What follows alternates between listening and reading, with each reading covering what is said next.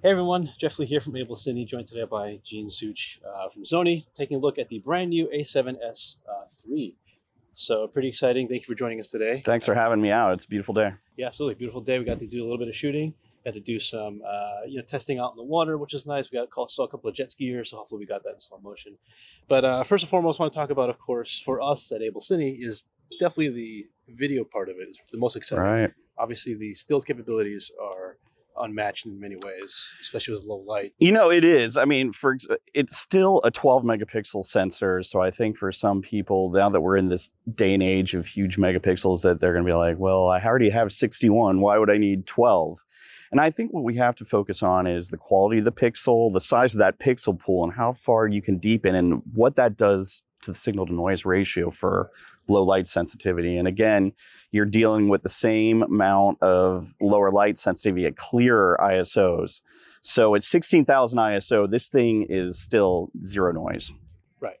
And obviously the S for sensitivity has been Correct. sort of the darling of the industry in that you're shooting star trails or super low light stuff. If you really needed to, you could push it to, 409,000 ISO. If you really need to, 409,000 ISO. I actually have kicked it to 51,200 and gotten really acceptable images. Some people, I mean, we've done tests at 100,000 ISO on this camera, and we've been able to clean it up in S-Log. So it's a marvel of engineering. And, I think still some people prefer this camera, even from a still level. I mean, I remember when I was a budding professional photographer, my first pro cam was 12 megapixels. So a lot of images I have out there are 12 megapixels. I'm not a big heavy cropper, but even then I could crop into a third and get a nice 20 plus inch print. So it's a matter of the quality of the pixel density that I still think people need to kind of consider when you're looking at your purchase and what you want the camera for. Right, of course. And obviously the size of the photos receptors, or in this case, right. The bigger the bucket, the more rain. Yeah, exactly. That's the analogy we use. Exactly. And I think that, this does have the pro cinematographer in mind, and the run and gun shooter, the independent filmmakers. I mean, I think this camera has so many possibilities that Sony tends to, even though we've been waiting 3 or 4 years for this camera, and believe me, I know, it's being with the company, I think I started when the S2 was released, and since then, even everyone's like, when's an S3? They definitely took their time on it, but for all the feature set that it does everything really well. Right. With the advancement of the processor, I mean, the processing speed is around 8 times what anything we've put out before. So you get faster readout speeds, all the way up to the new media that we've got, the CFast Express, which basically you can write up to 800 megabyte per second, read 700 megabyte per second on the card, advanced proxy settings for recording. So you have different types of sizing that you can use. So depending on the type of your computer, what you're using for files. So you don't have to worry about the size of all these 4K files. H.265, so 10-bit throughout on everything. I mean, that's unheard of. So 10-bit 422 up to 120 frames per second. Yeah. 4K. Yeah. I mean, I'm like, well, there you have it. Yeah, let's start back a little bit, because you mentioned brand new sensor, brand new processor, or so much faster throughput. So things like rolling shutter, which is, many cameras are prone to rolling shutter issues, but this reads out so fast.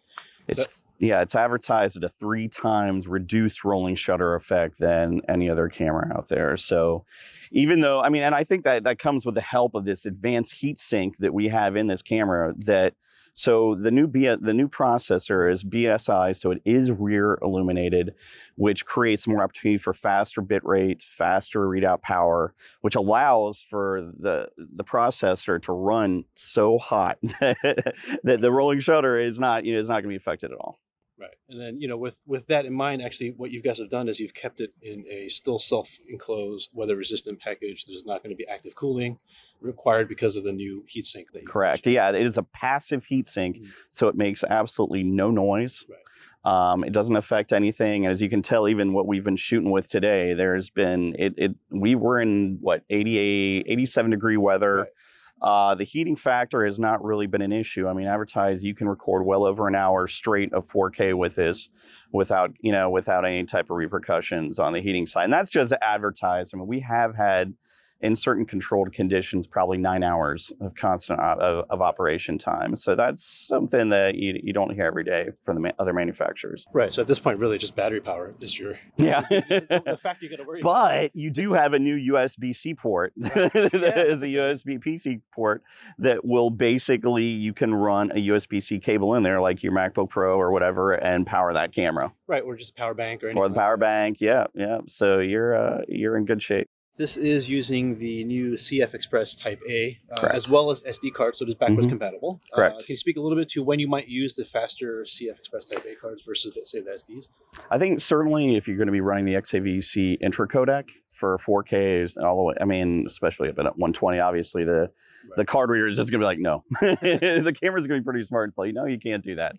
So obviously those type of shooting applications, you're definitely going to want to use the faster media. I mean, nothing can beat 800 megabytes per second versus, 200, 300 megabyte SD card. And, the size absolutely, obviously, is also a cool factor in that these cards here are actually side by side. Right. If you can tell, they're a lot smaller. And a lot more robust. So these new tough minis, I mean, you can soak them, you can run over them with a car. I think there are contests out there actually where people have just really tried to destroy even the SD card versions. But this media, I certainly encourage everyone. It's basically what will optimize this camera. If you're already powering it, you definitely don't want to put training wheels on this Ferrari. You want to go all in. Yeah, that makes sense. And obviously with all the codec support you mentioned, of course, 4K, 120 FPS. There's the H.265 based 4K modes, of course. Right. Well. Intra modes. Yeah, the whole So a whole brand new sort of thought process behind the. Correct. Well, codecs. Especially just for the 10-bit architecture, XAVCS HS is now taking the place of XAVCS. So basically, it's going to be delivering up to 2 times the amount of data, but in the same size of package in your card. So it's going to be faster. And it's going to be 10 bits, so you're going to have a lot more color depth, a lot more, really flexible, ease of use footage to use in your timelines. But it's not going to have the limitations of true XAVCS H.264. Right. Yeah. H.265 enables that, obviously, because it's a more efficient codec. So now, like you mentioned, 10-bit 422, which is really critical, especially when you're grading log. You mentioned that earlier. So obviously supports S-Log3. And, correct. everything the HDR gamma, everything the HLG gamma, and plus you're going to be able to do raw 16-bit raw output whenever that comes about, because I'd be really excited to see that. So that is raw output. Right, raw output. I know you've announced support with Atomos. Correct. When they get the firmware update ready for prime time, and of course the other thing, of course, is HDMI output, which is exciting. Correct. It's full size Type A. Full-size Type A. So no longer looking for your mini or micro HDMIs. No. Yeah, you don't have to search for those cables. You can just unplug it from the back of your TV and your Xbox and go right in and go into town. Yeah, so more to come on that 16-bit raw. Correct. software. Yeah, as it becomes available, obviously we haven't even gotten to production models on this camera yet. So hopefully around September 24th when it's delivered, we're going to know a little bit more. Of course, this camera also supports in-camera image stabilization. Correct. So it's about 5.5. Yeah, the standard is about 5.5 stops. And you're running 15 stops of dynamic range on S-Log. So what we also have is an active image stabilizer. So basically on a 4K imager, it's going to basically take a 1.1 crop. Sure. But it is definitely going after the gimbal crowd for smoother motion. As hopefully we've seen here today with this footage, you're going to be able to compare exactly what the native image stabilizer did, which was already great, and then taking it to another level. And then, of course, you still have the S35 crop mode. So either you're using legacy glass or you just want to punch in a little bit more, you can crop in on the sensor. Correct. Yep. Stack up. Now it's 2 times clear image zoom. Yeah. Really reach out. If you don't have the optics to do so, you can do it with the processing inside. Yeah. So there's a lot of flexibility there. And obviously, you're right. With the E-mount and the FE mount, so full frame mount lenses, as well as the APS-C, you've got about 59 different types of lenses that you're going to be able to use in this camera, because we can go backwards, we can go forwards, and so you'll be able to automatically do Super 35, or you can optionally take it out if you want to do that fisheye effect and type of thing. But you're only limited by your creativity at that point. And of course, in the video realm, we generally don't love using autofocus. Not to say that it's anything wrong with it. It's just a lot of cinematographers prefer to pull their own focus. But what is interesting, of course, with this is that you have, of course, tap to focus, but also focus tracking.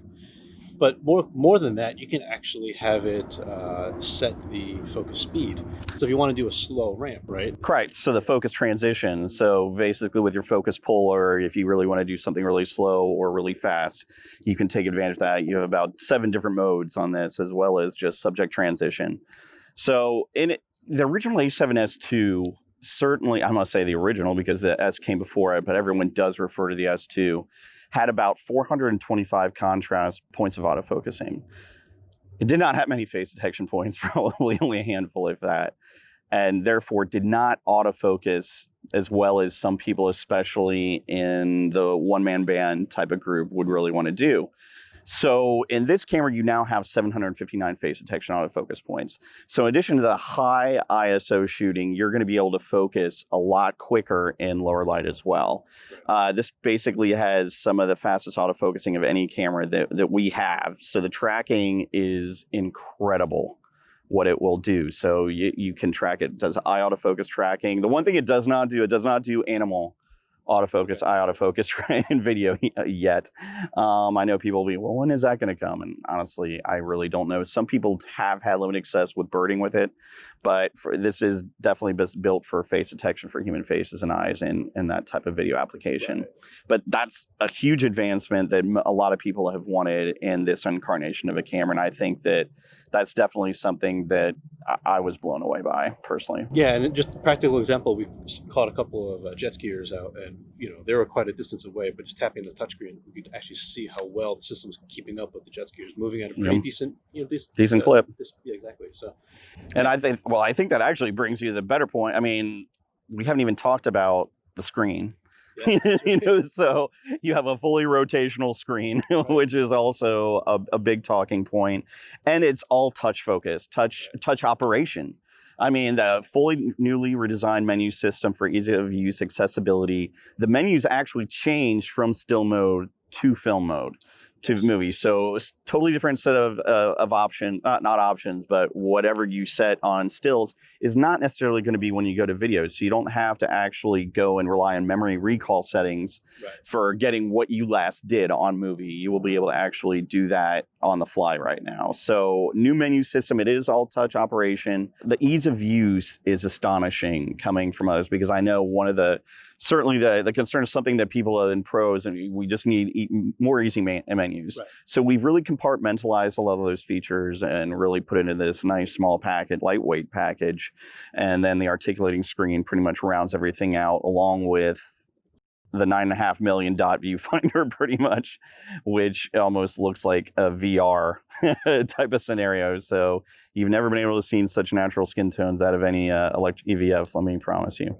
Yeah, and then just on that note too, while we're talking about displays, of course, we've been shooting mainly in S-Log today, but we've been using Gamma Assist just to give us an idea. It's like a lookup table. Yeah, it's a lookup table, and this one actually, it's a Rec 709 profile, and it's a new one. So this is new. This does take color science that is akin to Venice, FX9, and FS5 and kind of bring it to this level to make those skin tones look a lot more workable right out of the camera, especially from S-Log. Yeah, and that brings up a good point, obviously, with Sony's ecosystem of, starting at the very top with Venice and then the rest of the lineup, the fact that this can now interchange in some ways or cut well, or if this is going to be your action cam or the handheld. Right. And I know it's interesting saying A7S III is an action cam. Absolutely. Yeah. B cams.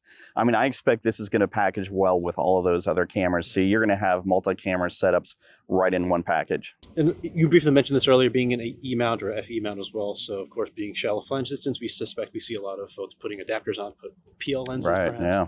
And of course, as an AC, one of the things that they always worry about is sensor cleanness, and make sure there's not going to be anything, on the actual sensor itself. But when you turn the camera on and off, it actually goes through a self-cleaning cycle, correct? Absolutely, yeah. And with this one, this is a much more advanced version than our prior system. So apparently, it like literally shakes the sensor about 70,000 times to get any type of dust or anything that is accumulating on the top of the sensor. So every time, and you can also program it. So if you want to run it manually, you can do that. But upon turn on and shut off, it is cleaning off that sensor. So I actually had it at the beach last weekend just for a little brief period before I had to give it away for a few days.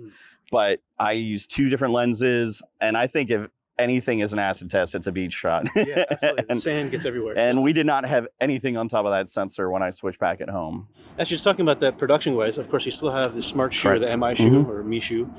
So it supports all of the XLR adapters like the K2M. The K2M and the K3M, and what it is now bounced for is 24-bit linear audio. So that is a big new talking point. Yeah. And on the XLR K3M, that's exactly what it does.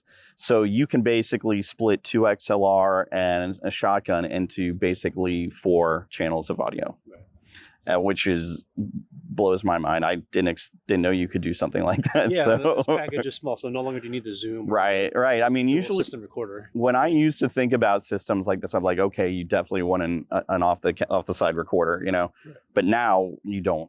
Yeah. So yeah, with full Mishu support, and now it does 24-bit linear audio. Yeah, and you said it was 4 up to 4 discrete. 4 discrete channels. Yeah, yep, 4. Great. So I really appreciate getting a little early access to this, and you spending some time with us today out there. No, my pleasure. We love Abel. Abel, I mean, you guys are the best of the best, so we appreciate you taking a look at it. No, we appreciate that. So that was sort of our first look at the new A7S III. Thank you again, Gene, for joining us today. Thanks for having me. Thank you for watching, and that's it for now. We'll catch you next time.